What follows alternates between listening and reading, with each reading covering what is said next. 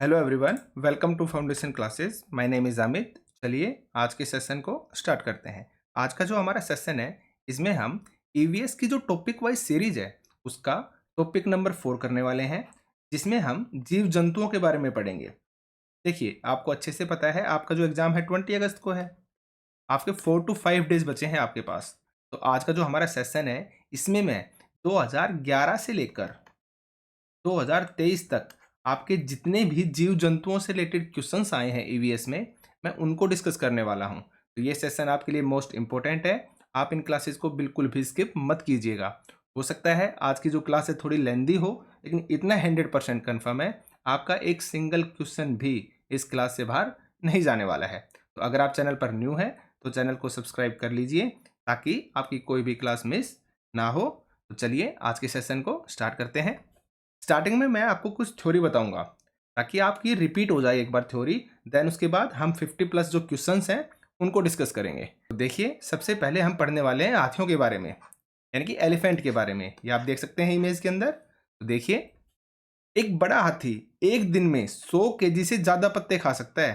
ये आपको भाई 100% याद रखना है। और यहाँ से जो क्वेश्चन आता है ना इस टॉपिक से, वो आपका स्टेटमेंट के रूप में ही आता है। आपको इसी तरीके की स्टेटमेंट दी जाएंगी, ठीक है।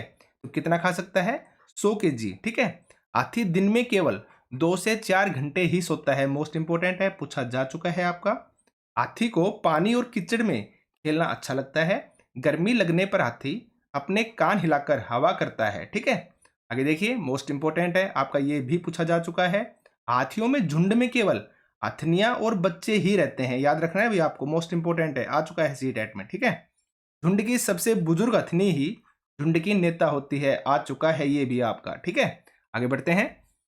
एक झुंड में 10 से 12 हथनियां और बच्चे होते हैं। ये भी आपका आ चुका है सीटेट के अंदर। तो देखिए, ये मोस्ट इंपॉर्टेंट है और आपको ऐसे ही स्टेटमेंट के रूप में ही पूछा जाता है। जैसे यहाँ पर दे देंगे, एक झुंड में 15 से 20 हथनियां और बच्चे होते हैं, तो आपको याद होना चाहिए, कंफर्म होना चाहिए 10 से 12 ही होते हैं, ठीक है। आगे देखिए, हाथी 14 से 15 साल तक ही झुंड में रहते हैं और फिर वे झुंड छोड़ देते हैं और अकेले रहना स्टार्ट कर देते हैं। आपका 100% करेक्ट है और आपका आ चुका है, ठीक है।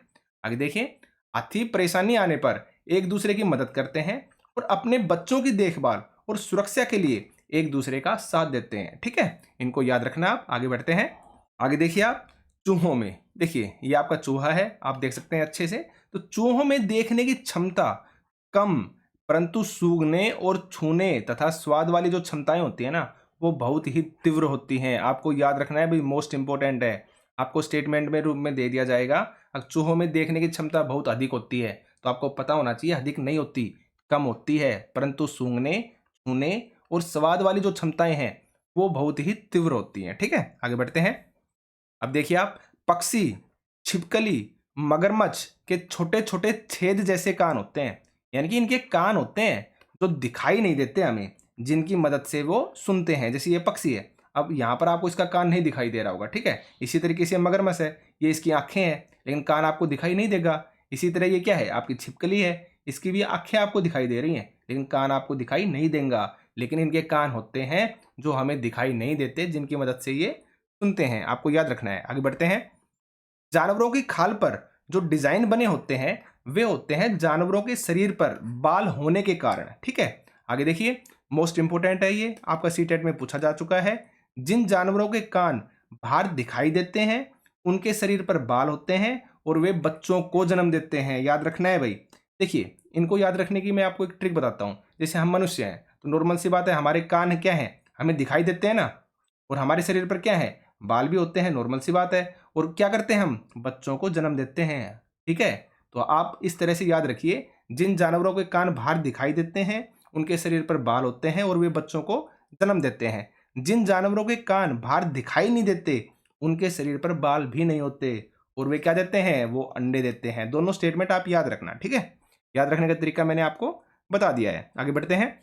मधुमक्खी का छत्ता, देखिए मोस्ट इंपोर्टेंट है सीटेट के लिए, आपसे 100% यहाँ से क्वेश्चन पूछा जाएगा। ये आप देख सकते हैं, ये क्या है आपके सामने, मधुमक्खियों का छत्ता है। इस तरह से ये समूह में रहती हैं भाई, याद रखना आप। आगे बढ़ते हैं। देखिए, अब आप क्या याद रखना है आपको, प्रत्येक छत्ते में सिर्फ एक रानी मधुमक्खी होती है जो क्या करती है, अंडे देती है, ठीक है।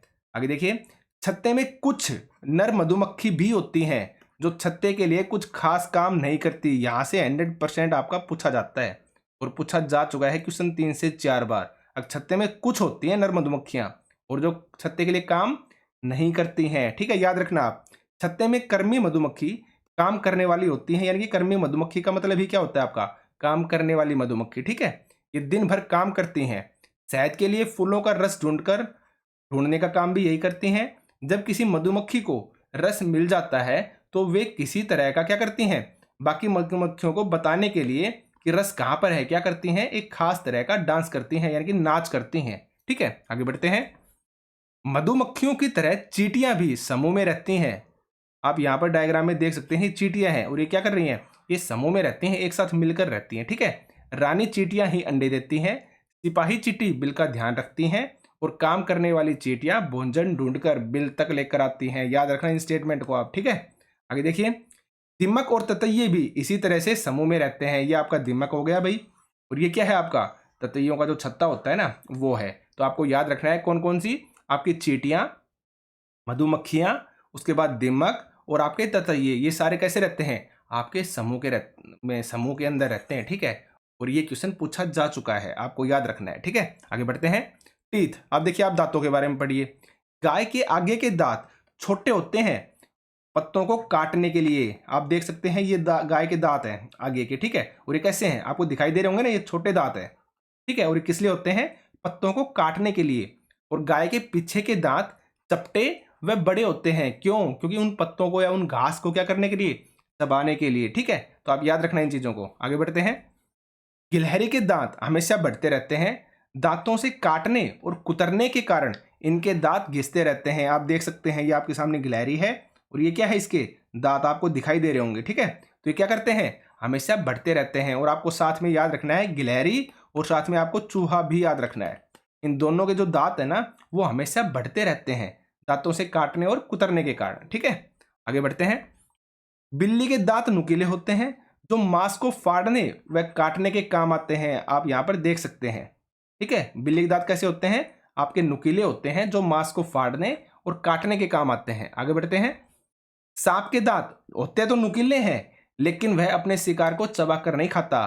क्या करता है, पूरा का पूरा निगल जाता है। आपको 100% याद रखना है, पूछा जा चुका है, ठीक है। देखिए आप, ये सांप के दांत है, आप डायग्राम में देख सकते हैं इमेज के अंदर। तो ये आपके दांत हैं, तो क्या है, ये आपके नुकीले हैं, लेकिन ये क्या नहीं करता, अपने शिकार को चबाकर नहीं खाता है। क्या करता है, पूरा का पूरा निगल जाता है, ठीक है। आगे देखिए, मोस्ट इंपोर्टेंट है, पूछा जा चुका है। सांप के बाहरी कान नहीं होते। याद रखना है भी आपको, अगर सांप के जो कान है ना वो नहीं होते हैं, जमीन पर हुए कंपन को ही वह सुन पाता है, बाहरी कान नहीं होते उसके, ठीक है। आगे बढ़ते हैं। स्लोथ, आप इमेज के अंदर देख सकते हैं, स्लोथ बियर है ये भी, ठीक है। लेकिन ये आपका भालू जैसा दिखता है, भालू होता नहीं है। और आप इमेज को देखकर आइडिया लगा सकते हैं कितनी मस्ती से सो रहा है, ठीक है। आगे बढ़ते हैं। देखिए इसके बारे में क्या याद रखना है आपको, भालू जैसे दिखते हैं पर भालू होते नहीं है। याद रखना इस स्टेटमेंट को। आगे देखिए, ये दिन में 17 घंटे पेड़ों से उल्टा लटक कर मस्ती से सोते हैं। मोस्ट इंपोर्टेंट है, आपका सीटेट में पूछा जा चुका है। जिस पेड़ पर रहते हैं उसी के पत्ते खाते हैं। पत्ते खत्म हो जाने पर ये किसी दूसरे पेड़ पर चले जाते हैं और लगभग 40 वर्षों के जीवन में मुश्किल से 8 पेड़ों पर घूमते हैं। ये आपका पूछा जा चुका है। और 40 वर्ष यानी कि इनका जो जीवन है वो भी आपका पूछा जा चुका है। तो आपको याद रखना है, ठीक है। सप्ताह में एक बार सोच के लिए ये पेड़ से नीचे उतरते हैं। आगे बढ़ते हैं। देखिए अब चींटियों के बारे में है। जानवरों में सूंघने, देखने, सुनने और महसूस करने की शक्ति होती है, भाई सबको पता है ये तो होती है।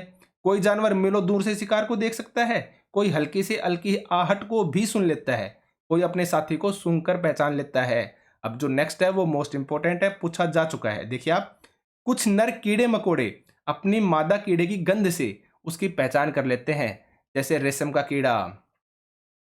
आप यहाँ पर देख रहे होंगे, ये है रेशम के कीड़े भाई, ठीक है, जिनसे आपका रेशम बनता है। यह कई किलोमीटर दूर से ही अपनी मादा की गंध को पहचान लेता है। तो आपसे पूछा जाएगा अब वो कौन सा कीड़ा है जो कई किलोमीटर दूर से अपनी मादा की गंध को पहचान लेता है, तो कौन सा कीड़ा है, रेशम का कीड़ा, ठीक है। आगे बढ़ते हैं। चींटियां चलते समय जमीन पर कुछ ऐसा छोड़ती हैं जिसे सूंघकर पीछे जाने वाली चींटियों को रास्ता मिल जाता है। याद रखना आप, मच्छर तुम्हारे शरीर की गंध खासकर पैरों के तलवे की और शरीर की गर्मी से क्या कर लेता है, आपको ढूंढ लेता है मच्छर। ठीक है, आगे देखिए, सड़कों पर कुत्तों की भी अपनी जगह बटी होती है।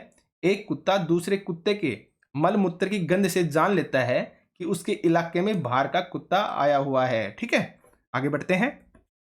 जंगल में ऊंचे पेड़ पर बैठा लंगूर, इसके बारे में बात हो रही है, लंगूर के बारे में। पास आती मुसीबत जैसे कि शेर चित्ता को देखकर एक खास आवाज निकालकर अपने साथियों को संकेत देता है। मछलियां खतरे की चेतावनी एक दूसरे को बिजली तरंगों से देती है। ये मोस्ट इंपॉर्टेंट है, आपसे 100% पूछा जा सकता है, तो याद रखना आप। कैसे देती हैं, बिजली तरंगों से। कुछ जानवरों को तूफान या भूकंप आने से पहले ही पता चल जाता है कि भूकंप आने वाला है या कुछ अनहोनी होने वाली है। ठीक है, आगे देखिए, कुछ जानवर किसी खास मौसम में लंबी गहरी नींद में चले जाते हैं और कई महीनों तक दिखाई नहीं देते। जैसे क्या हो गई, आपकी सर्दियों में छिपकलियां क्या हो जाती हैं, कहीं पर गुम हो जाती हैं। इसको क्या बोला जाता है, हाइबरनेशन। हमने कल जो प्रैक्टिस सेट किया था उसमें मैंने आपको बताया था हाइबरनेशन कहलाता है। ठीक है, और वहां पर मैंने आपको ये भी बताया था, जो पक्षी है उनके जब पंख झड़ जाते हैं ना, तो उसको क्या बोलते हैं हम, उसको बोला जाता है झड़ना। ठीक है, क्या बोला जाता है, झड़ना, याद रखना आप। आगे बढ़ते हैं, अब हम पढ़ेंगे बाघ के बारे में, यानी कि टाइगर के बारे में। तो आपको पता होना चाहिए टाइगर प्रोजेक्ट कब आया था, 1973 के अंदर। तो ये आप देख सकते हैं, ये टाइगर की इमेज है। आप इनकी मूंछों पर ध्यान दीजिए, मूंछों से जो रिलेटेड क्वेश्चन है ना, वो आपसे 100% पूछे जाते हैं। ठीक है, तो आगे बढ़ते हैं। देखिए क्या याद रखना है आपको, बाघ अंधेरे में हमसे 6 गुना अधिक देख सकता है। कितने गुना अधिक, 6 गुना अधिक। बाघ की मूछें हवा में हुए कंपन को भाप लेती हैं और उसे शिकार की बिल्कुल सही स्थिति का पता चल जाता है। इसी से बाघ को अंधेरे में रास्ता ढूंढने में भी मदद मिलती है। मोस्ट इंपॉर्टेंट है, याद रखना, पूछा जा चुका है आपका। किसकी हेल्प से बाघ को अंधेरे में रास्ता ढूंढने में मदद मिलती है, किसकी हेल्प से, बाघ की मूंछों की हेल्प से। ठीक है, आगे बढ़ते हैं। बाघ अपने इलाके में मूत्र करके अपनी गंध छोड़ जाते हैं। एक बाघ किसी दूसरे बाघ के मूत्र की गंध को झट से पहचान लेता है। ठीक है, आगे बढ़ते हैं। बाघ मौके के अनुसार अपनी आवाज बदलता रहता है। जैसे गुस्से में अलग आवाज निकालेगा, बाघिन को बुलाना हो तब अलग, कभी कहराना हो तो कभी गुर्राना। ठीक है, और देखिए नेक्स्ट जो स्टेटमेंट है ये मोस्ट इंपॉर्टेंट है और पूछी जा चुकी है आपकी। बाघ का गुर्राना 3 किलोमीटर दूर तक सुना जा सकता है। कितने किलोमीटर, 3 किलोमीटर। इसको याद रखना आप, आगे मैं अभी आपको क्वेश्चन करवाऊंगा ना, तो वहां पे आप इन सब चीजों को देखने वाले हैं। ठीक है, तो अच्छे से थ्योरी क्लासेस को करना ताकि आप कंफ्यूज ना हो। आप 100% कंफ्यूज होंगे क्वेश्चंस को देखकर, तो आप लास्ट तक बने रहिए, आपको बड़ा ही मजा आने वाला है। ठीक है, आगे देखिए, बाघ के दोनों कान बाहर की आवाज इकट्ठा करने के लिए अलग अलग दिशाओं में बहुत ज्यादा घूम जाते हैं। याद रखना, इससे रिलेटेड क्वेश्चन आपसे पूछा जा चुका है। आगे देखेंगे हम, बाघ हवा से पत्तों के हिलने और शिकार के झाड़ियों में हिलने से हुई आवाज में अंतर को भाप लेता है। यानी कि वो समझ जाता है कि जो पत्ते हिल रहे हैं ना, वो हवा की वजह से हिल रहे हैं या वहां पर कोई क्या है, कोई जानवर है, कोई शिकार है, तो समझ जाता है बाघ। ठीक है, आगे बढ़ते हैं। अब देखिए यहां से क्वेश्चन पूछा जा चुका है और यहां से पूछा गया था आपका मगरमच्छ के बारे में, तो इसलिए मैंने सबको एक साथ लगा दिया है, आप सभी को याद रखें। ठीक है, हाथी को किस लिए मारा जाता है, सबको पता है, दांतों के लिए। गैंडे को किस लिए मारा जाता है, आपके सींग के लिए। शेर, मगरमच्छ और सांप को मारा जाता है उनकी खाल के लिए। और जो कस्तूरी हिरण होता है उसको मारा जाता है उसकी खुशबू के लिए। याद रखना आप। आगे बढ़ते हैं। बाघ और अन्य जानवरों की कमी होने के कारण सरकार इन्हें सुरक्षा देने के लिए जंगलों को सुरक्षा दे रही है। जैसे जिम कॉर्बेट नेशनल पार्क, ये कहां पर है, आपका उत्तराखंड के अंदर। कब बना था, देखिए 1936 में। भारत का सबसे पुराना नेशनल पार्क है और उस टाइम इसका जो नाम था वो था हेली नेशनल पार्क। ठीक है, हेली नेशनल पार्क, और बाद में नाम बदलकर इसका जिम कॉर्बेट नेशनल पार्क हुआ था। ठीक है, और घाना नेशनल पार्क कहां पर है आपका, भरतपुर राजस्थान के अंदर। तो आपको भरतपुर भी मिल सकता है और राजस्थान भी गिवन मिल सकता है, याद रखना आप। इन जंगलों में लोगों का शिकार करना मना है। यहाँ के लोग जानवरों या जंगल को कोई नुकसान नहीं पहुंचा सकते। ठीक है, आगे बढ़ते हैं। इसके बाद देखिए आप, नाग गुम्फन डिजाइन, ये कहां पर होता है, ये एक तरह का डिजाइन है भाई। ठीक है, कौन कौन से, देखिए ऐसी डिजाइन जो रंगोली, कढ़ाई और दीवारों को सजाने के लिए सौराष्ट्र, गुजरात और दक्षिण भारत में प्रयोग की जाती है। सांप को बीन की धुन पर नचाने वाले लोग क्या कहलाते हैं, कालबेलिया। एकदम इजी है भाई। कालबेलिया जो नाच है वो कैसी मुद्रा होती है, सांप की जैसी मुद्राएं होंगी। सीधे और सिंपल सा क्वेश्चन है। देखिए मोस्ट इंपोर्टेंट है, नेक्स्ट वाला आपसे पूछा जा चुका है। हमारे देश में पाए जाने वाले सांपों में 4 तरह के सांप ही जहरीले होते हैं, और वो कौन कौन से हैं? आपका नाग हो गया, आपका करैत हो गया, इसके अलावा देखिए आप दुबोइया और अफाई, ये 4 तरह के जो सांप है यही आपके जहरीले होते हैं। ठीक है, तो इन चारों सांपों के जो नाम है वो आपको याद रखने हैं। ठीक है, आगे देखिए, सूखी लौकी से बनाए जाने वाले इंस्ट्रूमेंट कौन कौन से हैं? बीन, तुम्बा और खंजरी। कौन कौन से हैं? बीन, तुम्बा और खंजरी, याद रखना आप। जब सांप किसी को काटता है तो उसके 2 खोखले जहर वाले दांतों से उस व्यक्ति के शरीर में जहर चला जाता है। ठीक है, सांप के जहर को खत्म करने वाली दवा यानी कि सीरम सांप के जहर से ही बनाई जाती है। आगे बढ़ते हैं, देखिए ये आपका नाग है, आपको याद रखना है, ये क्या है? दुबोइया, और ये आपका करैत है, और ये होती है अफाई। इस 4 जो सांप है ये इंडिया के अंदर पाए जाते हैं और ये ही जहरीले होते हैं। ठीक है, आगे बढ़ते हैं, देखिए बस लास्ट बचा है, ये थ्योरी है आपके लिए इंपॉर्टेंट है इसलिए मैं करवा रहा हूँ, ताकि आपका एक बार रिवाइज भी हो जाए और बाद में आप जब क्वेश्चन प्रैक्टिस करेंगे ना तो आपको कोई दिक्कत ना आए उनके अंदर। ठीक है, देखिए मलेरिया मादा एनाफ्लीज मच्छर से फैलता है। लक्षण क्या होते हैं? ठंड लगकर कपकपी के साथ बुखार आना, और ये आपका पूछा जा चुका है। वहां पर इन्होंने यही स्टेटमेंट दी थी, यही लक्षण दिया था और पूछा था ये किसकी वजह से होता है। आगे देखिए, मलेरिया की दवाई सिनकोना पेड़ की छाल से बनाई जाती है। पहले के समय में छाल को उबालकर व छानकर पीते थे, लेकिन अब छाल से दवाई बनाई जाती है। मलेरिया मच्छर से फैलता है, यह बताया किसने? सर रोनाल्ड रोस ने। और ये कहाँ से थे? ये आपके भारत से थे भाई, उत्तराखंड के कुमाऊं जिले से, याद रखना है आपको। आगे बढ़ते हैं, देखिए डेंगू किससे फैलता है? मादा एडिस मच्छर से फैलता है। मलेरिया मादा एनाफ्लीज मच्छर से, और चिकनगुनिया एडिस एजिप्टिबी या फिर एडिस एल्बोपिक्स बोल सकते हैं आप, इनसे फैलता है। ठीक है, कौन कौन सी? मलेरिया, डेंगू और चिकनगुनिया किससे फैलते हैं? आपके मच्छरों से, याद रखना आप। आगे बढ़ते हैं, देखिए ये आपकी थ्योरी थी, मैंने एकदम फास्ट तरीके से जल्दी जल्दी करवा दी है क्योंकि इंपॉर्टेंट है, यहीं से क्वेश्चन आपके पूछे जाते हैं। और अब हम स्टार्ट करने वाले हैं क्वेश्चंस को, तो आप इनके रिप्लाई करना कि आप कितने कर पाते हैं, कितने क्वेश्चन आपके सही हुए। ठीक है, तो चलिए स्टार्ट करते हैं। हाथियों के विषय में नीचे दिए गए कथनों पर विचार कीजिए। हाथी एक साथ समूह में रहते हैं जिसे झुंड कहा जाता है, एकदम सही है भाई।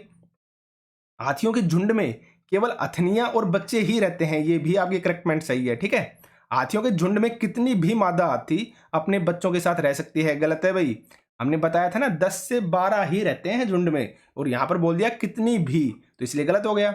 नर हाथी 4-5 वर्ष की आयु होने तक ही झुंड में रहते हैं, इसके पश्चात वह अपना झुंड छोड़कर नर हाथियों के झुंडों में सम्मिलित हो जाते हैं। गलत है भाई, उसके बाद वो अकेले रहते हैं।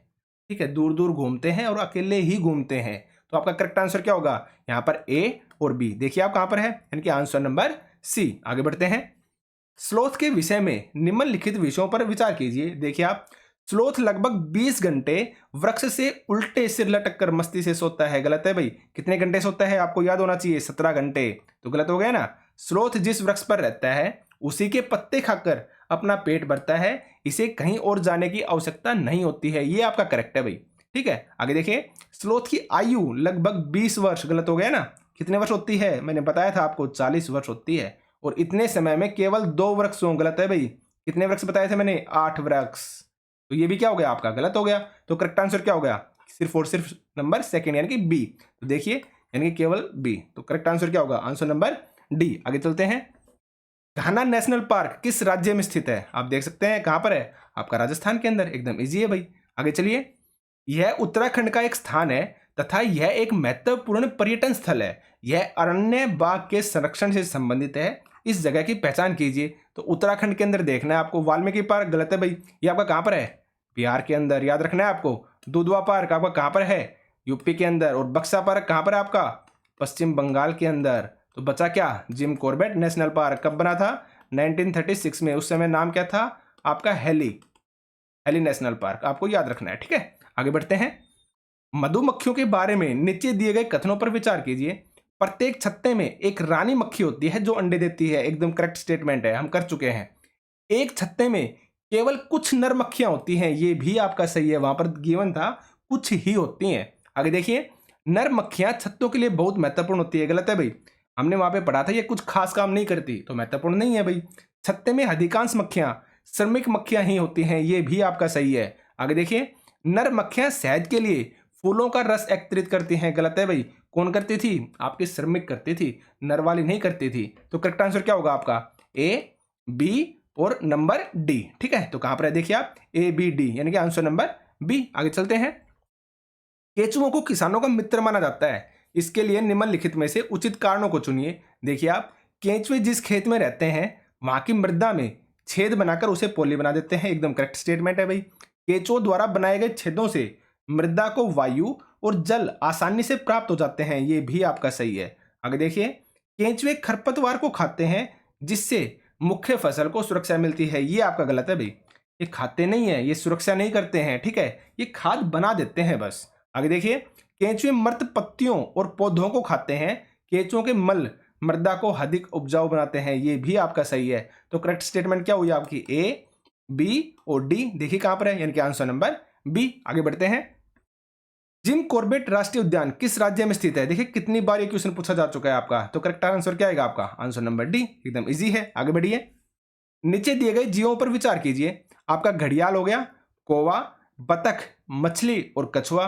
अगर अब आप ध्यान से देखते हैं, इनमें सबसे अलग कौन सा है? आपका कौवा होगा भाई सबसे अलग। क्यों होगा? बाकी सभी का जो संबंध है ना, आप अच्छे से देखते हैं, किससे है? पानी से है भाई, जल से संबंध है भाई, ठीक है, वाटर से संबंध है, ठीक है। लेकिन जो कौवा है इसका संबंध नहीं है। तो करेक्ट आंसर क्या होगा आपका? Answer number C. आगे बढ़ते हैं। बिहार के लोगों के लिए मधुमक्खी पालन आरंभ करने की सर्वश्रेष्ठ अवधि कौन सी है?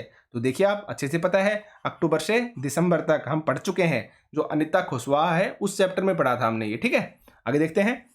निम्नलिखित में से कौन सा सामाजिक कीट नहीं है? सामाजिक कीट का मतलब होता है जो समूह के अंदर रहता है, ठीक है। और यहां पर हमसे क्या पूछा है? समूह में नहीं रहता है, लेकिन नहीं है, सामाजिक कीट नहीं है। तो देखिए आप, चींटी, हाँ भाई समूह में रहती है, हम देख चुके हैं। दीमक, हाँ ये भी आपका रहता है। भृंग, हाँ इसके बारे में हमने नहीं पढ़ा। और मधुमक्खी, ये भी आपके समूह में रहती है। तो करेक्ट आंसर क्या होगा? आंसर नंबर सी, क्योंकि हमसे क्या पूछा था? नहीं, ठीक है। आगे बढ़ते हैं। मच्छरों के प्रजनन की रोकथाम के लिए कई विधियां प्रस्तावित की जाती हैं। निम्नलिखित में से वह विधि याद कीजिए जो मच्छरों के प्रजनन को नहीं रोक सकती। आप क्वेश्चन को अच्छे से डिटेल से पढ़ना, इस नहीं के चक्कर में क्वेश्चन को आते हुए गलत मत कराना, ठीक है। तो देखिए आप, कूलर के पानी को सप्ताह में कम से कम 2 बार बदले। हाँ भाई ये सही है भाई, तभी तो मच्छरों का प्रजनन रुकेगा ना, हमें पानी को लगातार साफ करते रहना है। आगे देखिए, पानी और तालाब इकट्ठा होने वाले स्थानों में मछली डालें जो कि मच्छरों के लार्वा को खा लेती हैं, ये भी आपका सही है। मच्छरदानी का प्रयोग करें, ये आपका गलत है। आगे देखते हैं। यदि किसी स्थान पर पानी इकट्ठा हो गया है तो तेल का छिड़काव करें, ये भी आपका सही है। क्योंकि तेल का जब छिड़काव कर देते हैं ना, तो पानी के ऊपर एक हल्की परत बन जाती है तेल की, जो मच्छरों को सांस वगैरह लेने में दिक्कत होती है, तो वो प्रजनन नहीं कर पाते हैं, उनका प्रजनन को रोक देती है वो परत, ठीक है। तो इसलिए बोला गया है तेल का छिड़काव करें। लेकिन मच्छरदानी का प्रयोग करें, ये आपका गलत है, क्योंकि मच्छरदानी के प्रयोग से हमें सुरक्षा मिलती है, मच्छरों का प्रजनन नहीं रुकता है, ठीक है। आगे बढ़ते हैं। निम्नलिखित में से सही कथन चुनिए। कोई वयस्क हाथी एक दिन में 2 क्विंटल यानी कि 200 केजी से भी अधिक हरे पत्ते और झाड़ियां खा जाता है। गलत है भाई, कितनी खा जाता है? 100 केजी। हमने 100 केजी पढ़ा था, 200 केजी नहीं पढ़ा, ठीक है। तो ये गलत हो गया। अत्यधिक भारी होने के कारण अधिकांश हाथी बहुत ज्यादा आराम करना पसंद करते हैं। गलत है भाई। कितने घंटे? सिर्फ हमने पढ़ा था 2 से 4 घंटे ही सोते हैं, तो इन्होंने तो कम आराम किया। और यहाँ पर क्या बोला जा रहा है? ज्यादा आराम करते हैं, तो ये भी गलत हो गया। यहां तक कि 3 महीने की आयु के हाथी के बच्चे का भार सामान्यतः 200 केजी होता है। हाँ, ये स्टेटमेंट आपकी एकदम क्या है? करेक्ट है। आगे देखिए, अधिकांश हाथी औसतन एक दिन में 9 से 10 घंटे सोते हैं, ये भी आपका गलत है। मैंने बताया ना कितना सोते हैं? 2 से 4 घंटे केवल। आगे बढ़ते हैं। पश्मीना ऊन किस जानवर से मिलती है? आपको पता होना चाहिए किससे मिलती है? बकरी से। सीधा और सिंपल सा आंसर है। आगे चलते हैं। निम्नलिखित में से कौन से जंतु का आगे का दांत उनके जीवन भर बढ़ता रहता है? मैंने आपको बताया ना, बिल्ली। गलत है भाई। गिलहरी, हाँ ये आपका करेक्ट होगा। गिलहरी और आपका चूहा, इनके जो दांत है ना वो जीवन भर बढ़ते रहते हैं, क्योंकि ये कुतर कर और काट कर खाते हैं, ठीक है। आगे बढ़ते हैं। निम्नलिखित में से भारत में मिलने वाला कौन सा सांप जहरीला नहीं है?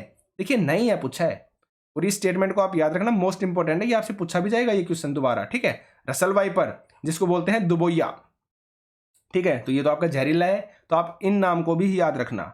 आपको सिर्फ ये नाम तो याद हो गए होंगे, लेकिन साथ में आप ये नाम भी याद रखना, जो इनका इंग्लिश में नाम है ना रसल वाइपर, तो आपको याद रखना है। इसको क्या बोला जाता है? दुबोइया। तो ये तो है आपका। आगे देखिए, 100 स्केल्ड वाइपर या आरा सल्की वाइपर भी बोलते हैं, यानी कि अफाई, तो ये भी आपका है, हमने पढ़ा था। भारतीय सैल अजगर यानी कि पाइथन, ये गलत है भाई। ये जहरीला नहीं होता, ठीक है। कॉमन क्रेट यानी कि करैत, ये भी आपका सही है, ठीक है। तो करेक्ट आंसर क्या होगा? आंसर नंबर सी, क्योंकि हमसे क्या पूछा था? नहीं। आगे बढ़ते हैं। नीचे दिए गए विकल्पों में से मधुमक्खी की सर्वाधिक उपयुक्त विशेषताएं पहचानिए। देखिए आप, केवल रानी मक्खी ही अंडे देती है, एकदम करेक्ट है भाई। और एक मधुमक्खी के छत्ते में सिर्फ एक रानी मक्खी होती है। आगे बढ़िए।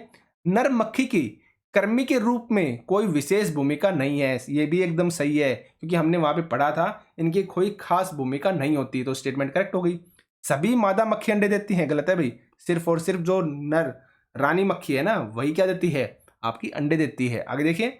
कर्मी मक्खी भोजन को खोजती है और उसे छत्ते में लेकर आती है, ये भी आपका सही है। तो करेक्ट स्टेटमेंट क्या हुई? ए, बी और डी देखिए कहां पर है, यानी कि आंसर नंबर सी। आगे बढ़ते हैं।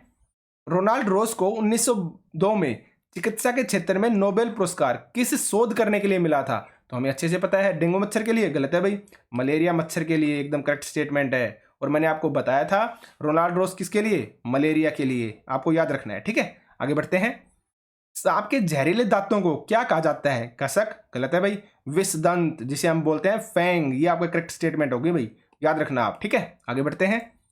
वर्मी कंपोस्टिंग एक विधि है जिसमें खाद बनाने में खालिस्तान का प्रयोग होता है। किसका प्रयोग होता है? फीताकृमि, गलत है भाई। जोंक का, गलत है भाई। केंचुए, ये होगा आपका करेक्ट आंसर, ठीक है। और आपका हुकवर्म भी नहीं होगा। करेक्ट आंसर क्या होगा? Answer number C. आगे बढ़ते हैं। निम्नलिखित में से कौन से रोग मच्छरों से फैलते हैं? आपको याद होना चाहिए। मलेरिया, यस फैलता है भाई। निमोनिया नहीं फैलता भाई। डेंगू, हाँ फैलता है। और चिकनगुनिया भी फैलता है। तो करेक्ट आंसर क्या होगा आपका? ए, सी और डी देखिए कहां पर है, यानी कि आंसर नंबर सी। आगे बढ़ते हैं। मगरमच्छ मुख्य रूप से शिकारियों द्वारा खालिस्तान के लिए मारे जाते हैं, मैंने बताया था ना आपको। अगर इस टाइप का क्वेश्चन आ चुका है तो देखिए, सिंगों के लिए किसको खाया जाता है या मारा जाता है? गैंडे को। त्वचा के लिए आपका मगरमच्छ हो गया। दांतों के लिए हाथी को मारा जाता है। और खुशबू के लिए कस्तूरी हिरण को। आपको ये सारी स्टेटमेंट याद रखनी है, ठीक है। आगे बढ़ते हैं। हाथियों के झुंड का मुखिया कौन होता है? मैंने बताया था ना, मोस्ट इंपोर्टेंट है, आ चुका है फिर भी आएगा। देखिए, आयु में सबसे छोटी मादा वाला हाथी, गलत है भाई। आयु में सबसे बड़ी मादा हाथी, ये आपका करेक्ट स्टेटमेंट होगा। क्यों? क्योंकि झुंड के अंदर सिर्फ हथनियां होती हैं और बच्चे ही होती हैं। तो जो सबसे बड़ी हथनी होती है वही झुंड की मुखिया होती है, ठीक है, जो मादा हाथी है। आगे बढ़ते हैं। पैने चपटे एवं चौड़े आगे के दांतों वाले पशुओं के भोजन के लिए प्राथमिकता भिन्न होती है। ये जंतु निम्न में से कौन सी खाद्य संबंधी प्राथमिकता को चुनते हैं? हमने गाय के बारे में पढ़ा था और वहां पर मैंने बताया था आपको, आगे के जो दांत होते हैं ना, वो किस लिए काम आते हैं? आपकी घास व साग को खाने के लिए, ठीक है। तो यहां पर आपका करेक्ट स्टेटमेंट क्या होगी? आंसर नंबर बी होगा, ठीक है। आगे बढ़ते हैं। बिहार राज्य के लोगों के लिए मधुमक्खी पालन की प्रक्रिया शुरू करने का सर्वोत्तम समय कौन सा है? अच्छे से पता है, अक्टूबर से दिसंबर। पहले भी आ चुका है क्वेश्चन। आगे बढ़ते हैं। नेक्स्ट क्वेश्चन देखिए, नीचे दिए गए जीव क्रमशः, अब आपको क्रमशः का मतलब पता होगा। क्रमशः का मतलब होता है लगातार, यानी कि ए, बी, सी और डी दे रखा है ना, तो आगे कोई स्टेटमेंट अगर आएगी तो पहले एक के बारे में आएगी, फिर बी के बारे में, फिर सी और फिर डी के बारे में। इसका मतलब होता है क्रमशः। तो देखिए, क्रमशः जंतुओं के किस वर्ग के अंतर्गत आते हैं? जैसे छिपकली, अब आपको पता होना चाहिए जो छिपकली है वो किसके अंदर आती है? आपके सरीसृप के अंदर। चमगादड़ आपका स्तनधारी होता है, आपको पता होना चाहिए। कलचड़ी क्या है? आपका इंडियन रोबिन जो पक्षी है। और बिच्छू किसके अंदर आता है? आपका कीट के अंदर। तो करेक्ट स्टेटमेंट क्या हो जाएगी आपकी? Answer number D. आगे बढ़ते हैं। नीचे दिए गए जानवरों पर विचार कीजिए। सांप, कछुआ, मेंढक, घड़ियाल यानी कि मगरमच्छ। तो निम्नलिखित में से वह विशेषताएं चुनिए जो इन सभी जानवरों के अंदर पाई जाती हैं। तो देखिए आप, इनका 3 कक्षीय हृदय होता है, गलत है भाई, सभी का नहीं होता। ये अंडे देते हैं, ये आपकी करेक्ट स्टेटमेंट है। आपका सांप हो, कछुआ हो, मेंढक हो, घड़ियाल यानी कि मगरमच्छ, ये सभी क्या देते हैं? आपके अंडे देते हैं। आगे देखिए, ये जल और स्थल दोनों पर रह सकते हैं, ये भी आपका गलत है, क्योंकि जो सांप है ना, ये आपका स्थल पर ही रहता है, ये जल में नहीं रह सकता। आगे देखिए, इनके शरीर सल्क से ढके होते हैं, सभी के नहीं ढके होते भाई, ठीक है। तो करेक्ट स्टेटमेंट क्या होगी आपकी? आंसर नंबर बी, क्योंकि ये सभी अंडे देते हैं। आगे चलते हैं। आर्यनाथ सपेरे हैं। जब वह अपने बीन नाम के वाद्य यंत्र को बजाते हैं तो सांप अपना सिर उनकी आवाज की ओर घुमाता है। सांप संगीत वाद्य यंत्र यानी कि बीन की आवाज पर प्रतिक्रिया करता है, क्योंकि, तो देखिए आप, बीन की धुन मनोहर होती है, गलत है भाई। सांप बीन द्वारा उत्पन्न ध्वनि को सीधे अपने भारी कानों से सुन सकता है, ये भी गलत है, क्योंकि हमने पढ़ा था सांप के भारी कान नहीं होते, वो सिर्फ और सिर्फ जमीन पर वह जो कंपन होता है ना, उसकी वजह से ही सुन पाता है, ठीक है। आगे देखिए, सांप की आंखें बीन का गति का पालन नहीं करती, ये भी गलत है। आगे देखिए, बीन द्वारा उत्पादित कंपन भूतल के माध्यम से प्रेषित होते हैं, ये होगी आपकी करेक्ट स्टेटमेंट, क्योंकि इसी को सांप सुन सकता है, ठीक है। तो आंसर क्या होगा? Answer number D. आगे बढ़ते हैं। मच्छरों से फैलने वाले 3 बीमारियों का समूह कौन सा है? तो देखिए, डेंगू हाँ फैलता है, मलेरिया भी फैलता है, कोविड-19 ये नहीं फैलता भाई, गलत हो गया। चिकनगुनिया फैलता है, डेंगू भी फैलता है, लेकिन HIV एड्स आपके मच्छर से नहीं फैलता, ये भी गलत हो गया। मलेरिया, डेंगू और चिकनगुनिया, हाँ ये तीनों जो है आपके मच्छर से ही फैलते हैं। नेक्स्ट देखिए, कोविड-19 की वजह से गलत हो गया, तो करेक्ट आंसर क्या होगा आपका? Answer number C. आगे बढ़ते हैं। नेक्स्ट क्वेश्चन को देखिए आप, निम्नलिखित में से ऐसे 2 जानवरों के समूह को चुनिए जिनके आगे के दांत जीवन पर्यंत वृद्धि करते रहते हैं, अतः वे दांतों को बहुत लंबा न होने देने के लिए वस्तुओं को कुतरते और काटते रहते हैं। मैंने आपको बताया ना, देखिए छिपकली और गिलहरी गलत है भाई, छिपकली और कछुआ ये भी गलत है, चूहा और गिलहरी करेक्ट स्टेटमेंट होगी आपकी, यानी कि आंसर नंबर सी होगा आपका करेक्ट, ठीक है। आगे बढ़ते हैं। केंचुओं के बारे में नीचे दिए गए कथनों पर विचार कीजिए। केंचुए खेत में छेद बनाते हैं जो वायु और जल के मृदा तक पहुंचने के लिए आसान रास्ता प्रदान करते हैं, एकदम करेक्ट स्टेटमेंट है भाई। आगे देखिए, केंचुए खेत में छेद बनाकर जमीन को पोली बनाते हैं, ये भी आपका सही है। केंचुए मुख्य फसल को खरपतवार से बचाते हैं, ये आपका गलत है भाई, ये सुरक्षा नहीं करते हैं, ये सिर्फ और सिर्फ क्या करेंगे? आपकी मृदा को उपजाऊ बना देंगे। आगे देखिए, केंचुए का मल मृदा को उर्वर यानी कि उपजाऊ बनाता है, ये भी आपका सही है। तो करेक्ट स्टेटमेंट क्या होगी आपकी? ए, बी और डी। तो देखिए कहां पर आपका ABD यानी कि आंसर नंबर डी। आगे बढ़ते हैं। दुनिया में प्रसिद्ध पश्मीना के बारे में नीचे दिए गए कथनों पर विचार कीजिए। देखिए आप, एक पश्मीना साल में 6 स्वेटरों के बराबर गर्मी होती है, एकदम करेक्ट स्टेटमेंट है। आगे देखिए, कोमल पश्मीना पहाड़ी बकरियों की एक खास नस्ल है जिसे एकत्रित किया जाता है, जो 5000 मीटर की ऊंचे पहाड़ों पर रहती है, ये भी आपका सही है। आगे देखिए, अत्यधिक सर्दी से बचाने के लिए बकरियों के शरीर पर गर्म बालों की एक परत उगाती है, ये भी आपका सही है।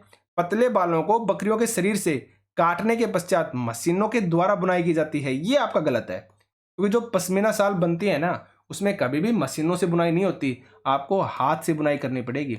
इतने बारीक बाल होते हैं, मशीनों से आप कर ही नहीं सकते, तो हाथ की बुनाई होती है इनके अंदर, आपको ये याद रखना है। तो करेक्ट क्या होगा आपका? ए, बी और सी। देखिए कहां पर है? ABC यानी कि आंसर नंबर डी। आगे बढ़ते हैं। निम्नलिखित में से कौन से रोग मच्छरों द्वारा जनित है, यानी कि मच्छरों से फैलते हैं? निमोनिया गलत है भाई, डेंगू हाँ फैलता है, खसरा ये भी आपका नहीं फैलता, ये पानी से फैलता है, ठीक है, और मलेरिया ये भी आपका मच्छरों से फैलता है। तो करेक्ट क्या हुआ आपका? बी और डी। तो देखिए कहां पर है? Answer number C. आगे बढ़ते हैं। किसी पारितंत्र में कौन कौन होते हैं? देखिए, पारितंत्र के अंदर होते हैं आपके जीवित प्राणी भी और साथ में आपके भौतिक कारक, ये दोनों शामिल होते हैं। तो देखिए आप, एक क्षेत्र के केवल जीवित प्राणी गलत है भाई, एक क्षेत्र के केवल भौतिक प्राणी ये भी आपका गलत है। एक क्षेत्र के जीवित प्राणी एवं भौतिक कारक दोनों होते हैं। तो करेक्ट आंसर क्या होगा आपका? Answer number C. आगे बढ़ते हैं। बाघों टाइगर्स की निम्नलिखित कौन सी विशेषताएं उन्हें अंधेरे में आगे बढ़ने और अपना शिकार खोजने में मदद नहीं करती? देखिए नहीं करती पूछा है। देखिए, संवेदनशील गलमुच्छे यानी कि उसकी मुच्छे, ये तो करती हैं, हम पढ़ चुके हैं। विभिन्न दिशाओं में कानों की गति, ये भी आपकी करती है। जोर की गर्जना ये आपकी नहीं करती भाई, ये आपकी शिकार को खोजने में या आगे बढ़ने में मदद नहीं करती हैं। और जो गर्जना है वो कितने किलोमीटर दूर तक सुनाई देती है? 3 किलोमीटर दूर, ये भी आपको याद रखना है। सुनने का तीव्र आभास, ये भी आपका सही है। तो करेक्ट आंसर क्या होगा आपका? आंसर नंबर सी, क्योंकि यहां पर आपसे नहीं पूछा था, ठीक है। आगे बढ़ते हैं। निम्नलिखित में से कौन से कीट समूह में रहते हैं? आ गया ना क्वेश्चन आपका, समूह में रहने वाले उन सभी की विशिष्ट भूमिकाएं बटी हुई है। तो देखिए आप, मधुमक्खी हाँ रहती हैं, चींटियां भी रहती हैं, मकड़ी नहीं रहती भाई। तो आगे देखिए, ततैया, दीमक और चींटियां, ये होगा आपका करेक्ट आंसर, क्योंकि ये तीनों किस में रहते हैं? आपके समूह में रहते हैं, हम पढ़ चुके हैं। नेक्स्ट देखिए, चींटियां सही है, मच्छर सही है, लेकिन मकड़ी की वजह से फिर गलत हो गया। मधुमक्खी सही है, हाउस फ्लाई की वजह से गलत हो गया, क्योंकि दीमक भी रहता है आपका, ठीक है। तो करेक्ट आंसर क्या आएगा आपका? Answer number B. आगे बढ़ते हैं। मधुमक्खियों के छत्ते में मधुमक्खियों के बारे में निम्नलिखित में से कौन सा कथन सही नहीं है? देखिए याद रखना, आप क्वेश्चन को हमेशा अच्छे से पढ़ना, जल्दबाजी मत करना। आप टीचिंग लाइन में कभी भी समय की कमी नहीं होती है, सिर्फ और सिर्फ आपके अगर कंसेप्ट क्लियर है ना, तो आपके लिए बेस्ट होता है वो, ठीक है। तो देखिए आप, केवल रानी मक्खी ही अंडे देती है, करेक्ट है भाई। श्रमिक मक्खी काम करने वाली नर मक्खी होती है, गलत है भाई। ठीक है, ये स्टेटमेंट आपकी गलत है। आगे देखिए, छत्ते में कुछ ही नर मक्खियां होती हैं, ये सही है आपकी। छत्ते में केवल एक ही रानी मक्खी होती है, ये भी आपका सही है। हमसे पूछा था नहीं, तो करेक्ट आंसर क्या होगा आपका? आंसर नंबर बी, क्योंकि सिर्फ और सिर्फ मक्खियां नर मक्खियां नहीं होती। ठीक है, आगे बढ़ते हैं। निम्नलिखित में से कौन सा कथन हाथियों के बारे में सही है? तो देखिए आप, हाथियों के झुंड में केवल मादा हाथी और बच्चे साथी होते हैं, एकदम सही है भाई। हथनियां और बच्चे ही होते हैं ना, 10 से 12 एक झुंड के अंदर। ठीक है, नर हाथी चारों ओर अकेले ही घूमते हैं, ये भी क्या है आपका? सही है। तो देखिए आप, ए और आर दोनों सही हैं और आर ए की सही व्याख्या भी करता है। ठीक है, तो करेक्ट आंसर क्या होगा आपका? Answer number A. आगे बढ़ते हैं। राष्ट्रीय उद्यानों के बारे में पूछा है और भारत के किस राज्य में है ये बताना है। तो जिम कॉर्बेट आपके लिए इजी है, ए का 2 आएगा, आपको पता है उत्तराखंड में। काजीरंगा कहां पर पड़ता है? आपका असम में, यानी कि बी का आपका क्या आएगा? 1 और ए का क्या आएगा? 2। रणथंबोर कहां पर है? राजस्थान में, यानी कि सी का क्या आएगा? 4। और गिर कहां पर है? गुजरात में, यानी कि डी का क्या आएगा आपका? 3। तो देखिए कहां पर है, ए का 2, बी का 1, सी का 4, डी का 3, यानी कि आंसर नंबर बी। आगे बढ़ते हैं। जो पशु अंडे देते हैं उनकी निम्नलिखित विशेषताएं होती हैं। देखिए मैंने आपको बताया था ना, और याद करने की ट्रिक भी बताई थी। ये मोस्ट इंपोर्टेंट क्वेश्चन है, बहुत ही कंफ्यूजिंग होते हैं, तो आप अच्छे से इस क्लास को देखना, बिल्कुल भी स्किप मत करना। वैसे भी मैं फास्ट ही रिवीजन करवा रहा हूं। ठीक है, हम सभी क्वेश्चंस को देख रहे हैं, तो इन क्लासेस को बिल्कुल भी स्किप मत करना आप। ठीक है, देखिए, उनके भारी कान एवं शरीर पर बाल होते हैं। यहां पर पूछा गया है पशु अंडे देते हैं, अंडे देने वालों के, तो उनके भारी कान एवं शरीर पर बाल होते हैं, गलत है भाई। उनके आंतरिक कान होते हैं एवं शरीर पर बाल नहीं होते हैं, ये होगी आपकी करेक्ट स्टेटमेंट। जो अंडे देते हैं ना, उनके बारे में करेक्ट स्टेटमेंट यही होगी, उनके आंतरिक कान होते हैं एवं शरीर पर बाल नहीं होते। ठीक है, आगे देखते हैं। घर में बच्चों से धीरे धीरे खाने के लिए एवं अच्छी तरह से चबाने के लिए कहा जाता है, इसका सबसे प्रमुख या उपयुक्त कारण क्या है? वे कम खाते हैं, गलत है भाई। उनके दांत सुरक्षित रहते हैं, ये भी गलत है। वे खाते समय पानी नहीं पीते, ये भी गलत है। करेक्ट आंसर क्या होगा? आंसर नंबर डी, उनके भोजन का पाचन सही ढंग से होता है। हमसे बताया जाता है ना, अगर आप खाने को चबा चबा कर खाइए, कम से कम 32 बार चबाइए, इससे क्या होता है? उनका जो भोजन का जो पाचन है ना, वो सही ढंग से हो जाता है। तो करेक्ट आंसर क्या होगा आपका? आंसर नंबर डी, सिंपल एक ही आएगा। आगे देखते हैं। निम्नलिखित में से कौन से मलेरिया से ग्रस्त व्यक्ति के सामान्य लक्षण है? मैंने बताया था ना, इसका लक्षण पूछा जा चुका है। तो देखिए, बुखार के साथ खांसी व जुकाम, गलत है भाई। दस्त और बुखार, ये भी आपका गलत है। ठंड लगना और बुखार, ये होगा आपका करेक्ट स्टेटमेंट। ठीक है, इनके आंसर नंबर सी। आगे बढ़ते हैं। नेक्स्ट क्वेश्चन है, एक पारिस्थितिक वातावरण के पिरामिड में तीसरा पोर्शन कौन सा है, यानी कि तीसरा स्तर कौन सा है? और मैंने आपको स्तर के बारे में बताया था, सबसे पहले आता है सबसे नीचे आपका उत्पादक। ठीक है, ये सबसे नीचे होता है। उसके बाद आपका जो प्राथमिक स्तर है, उसके अंदर आता है आपका शाकाहारी, और उसके बाद जो द्वितीयक स्तर है, उसमें मांसाहारी प्लस में सर्वाहारी। ठीक है, और जो आपका तीसरा स्तर है ना, उसके अंदर सिर्फ और सिर्फ आपका मांसाहारी आता है। तो करेक्ट आंसर क्या होगा आपका? Answer number D. आगे देखते हैं।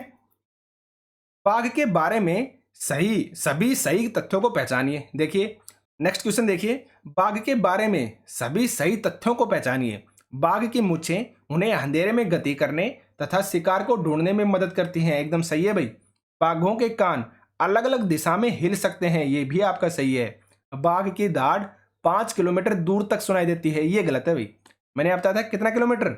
मैंने बताया था आपको सिर्फ और सिर्फ 3 किलोमीटर। ठीक है, बाघ अपने क्षेत्र को, जो अनेकों किलोमीटर का दायरा होता है, अपने मूत्र से अंकित करता है, यानी कि पहचान लेता है, ये भी आपका सही है।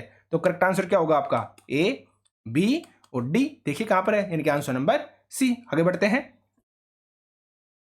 निम्नलिखित में से कौन सा पशुओं के सोने का सही समय है? तो देखिए आप, बिल्ली 10 घंटे, गलत है भाई। बिल्ली सोती है आपकी 12 आवर, यानी कि 12 घंटे। ठीक है, अजगर 12 घंटे, ये भी आपका गलत है। गाय 4 घंटे, हाँ ये आपका सही है। ठीक है, और जिराफ 6 घंटे नहीं सोता भाई, ये आपके 2 घंटे सोता है। ठीक है, तो करेक्ट आंसर क्या होगा आपका? Answer number C. आगे बढ़ते हैं। भारत में बाघों की संख्या पूछी गई है, तो भारत में बाघों की संख्या के विषय में क्या पूछा है? स्टेटमेंट। तो देखिए, पिछले दशक में घट गई है, गलत है भाई। पिछले 2 वर्षों में लगभग दुगनी हो गई है, ये आपका करेक्ट स्टेटमेंट है भाई। और ये क्यों करेक्ट है? मैंने जो थ्योरी क्लास कराई थी, वहां पर मैंने आपको बताया था। देखिए, आपको क्या याद रखना है, हमारी 13 है ना टाइगर रेंज कंट्री है, टाइगर रेंज और कंट्री। टाइगर रेंज कंट्री का मतलब ये है वो देश जहां पर आपके टाइगर पाए जाते हैं। तो इन लोगों ने क्या किया, इन सभी देशों ने मिलकर 2010 के अंदर, रूस का सेंट पीटर्सबर्ग है ना, सेंट पीटर्सबर्ग, कहाँ पर है आपका, रूस के अंदर, यहाँ पर एक मीटिंग की और वहाँ पे इन्होंने डिसाइड किया कि आने वाले अगले सालों में, कब तक, 2022 तक हम क्या करेंगे, अपने अपने देश में जो बाघों की संख्या है ना उसको दुगना करना है। तो जो नेपाल है उसने सबसे पहले 2018 में ही दोगुनी कर दी थी और उसके बाद भारत ने की थी, भारत ने भी 2018 में ही कर दी थी, लेकिन सेकंड नंबर पर, ठीक है। और इसकी रिपोर्ट कब आई थी, आपकी 2019 में। तो उससे रिलेटेड क्वेश्चन पूछा गया है। तो करेक्ट आंसर क्या होगा आपका, आंसर नंबर बी, यानी कि पिछले 2 वर्षों में लगभग दोगुनी हो गई है, ठीक है। आगे बढ़ते हैं। एक अध्यापिका ने ऊर्जा स्थानांतरण के लिए निम्नलिखित खाद्य श्रृंखला का चित्र बनाया है। घास, दुर्मट भृंग, मेंढक, सांप और बाज। यदि चौथे पोषण स्तर पर ऊर्जा 7 kg है, यानी कि सांप वाले स्तर पर कितनी है, आपकी 7 किलो जूल दे रखी है ऊर्जा, तो उत्पादक स्तर पर ऊर्जा कितनी होगी, यानी कि यहां पर कितनी होगी। तो देखिए इसके बारे में आपको सिर्फ एक स्टेटमेंट याद रखनी है, जो आपकी ऊर्जा होती है ना, जो ऊर्जा का ट्रांसफर होता है ना, वो हमेशा 10%, जब एक स्तर से और सेकंड स्तर पर जाता है ना, एक से दूसरे पे जाता है ना, सिर्फ और सिर्फ 10% ऊर्जा यूज होती है। बाकी जो 90% ऊर्जा है वो आपकी वेस्ट हो जाती है। ये आपको याद रखना है, ठीक है। तो देखिए आप सांप पर हैं, यहां पर आपकी 7 किलो जूल है, तो नॉर्मल सी बात है, यहां पे आएंगे मेंढक की तरफ, तो आपकी कितनी थी, 70 होगी ना, 70 किलो जूल होगी ना, क्योंकि आप 70 से जब यहां पर आगे जाएंगे सांप की तरफ, तो मैंने क्या बताया, सिर्फ आपकी 10% यूज होती है, बाकी वेस्ट हो जाती है। तो 70 का 10% कितना आएगा, 7 ही आएगा ना, तो आप समझ गए होंगे। तो इस साइड आएंगे भ्रंग के ऊपर, तो आपकी 700 होगी, और भ्रंग से जब आप घास पर आएंगे तो आपकी 7000 किलो जूल होगी, ठीक है। तो राइट आंसर क्या होगा आपका, आंसर नंबर बी, ठीक है। तो ये आपके जानवरों से, जीव जंतुओं से रिलेटेड क्वेश्चंस थे, इनको आप बिल्कुल भी स्किप मत कीजिएगा। 2011 से 2023 तक जितने भी आपके क्वेश्चन आए ना, मैंने सबको इंक्लूड किया है, ठीक है। तो इन क्लासेस को आप बिल्कुल भी स्किप मत कीजिएगा। अगर चैनल पर न्यू है तो चैनल को सब्सक्राइब भी कर लीजिए, क्योंकि अभी जस्ट आपका सीटेट है, अभी आधी मंजिल है आपकी, आगे आपको एग्जाम की भी तैयारी करनी है। तो हम अच्छे से इसी तरीके से एकदम बेस्ट से बेस्ट मटेरियल आपको इस चैनल पर प्रोवाइड करवाया जाएगा। तो इसलिए आप चैनल को स्किप मत कीजिएगा, चैनल को सब्सक्राइब कर लीजिएगा और बेल नोटिफिकेशन को ऑन कर लीजिए, ताकि आपकी कोई भी क्लास मिस ना हो। जब भी मैं क्लास को अपलोड करूं आपके पास नोटिफिकेशन चला जाए। तो आज के सेशन में सिर्फ इतना ही। वीडियो को लाइक कीजिए, शेयर कीजिए, चैनल को सब्सक्राइब कीजिए। Thank you.